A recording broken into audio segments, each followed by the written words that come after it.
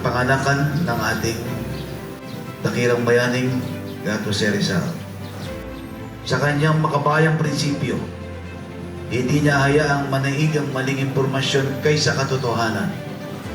Hindi siya mananahimik sa harap ng katiwalian at mga suliraning umahadlang sa pagunlad ng ating lipunan.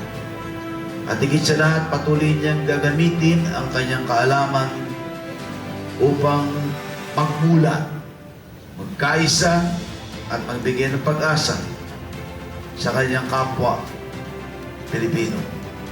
Kung saan minsan isang panahon, binigyang inspirasyon ng ating pambansang bayani ang 21 kababaihan ng Malolos para mas mangarap hindi lamang para sa kanilang mga sarili, kundi sa mga susunod na henerasyon pa ng ating lahing Pilipino.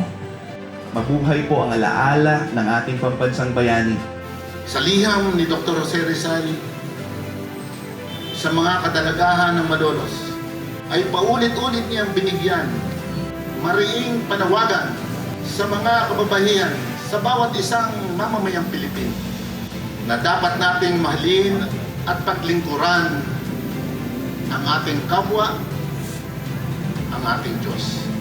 Ang aking mensahe para sa mga Pilipino, lalo't higit sa ating mga kabataan, ay nawa ang aral ni Rizal ay maisabuhay natin. Mahalaga na alam natin, nababasa natin ang mga katuruan, ang mga akda ng ating pangunahing pangbansang bayani. Una sa lahat, itong araw na ito, Rizal Day, nararapat lamang na balikan natin ang tanong, bakit ba si Jose Rizal ang kinikilala nating pambansang bayani?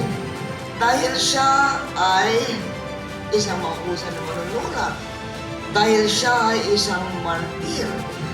At isa rin dahil binago niya ang kamalayan ng sabayanang Pilipino.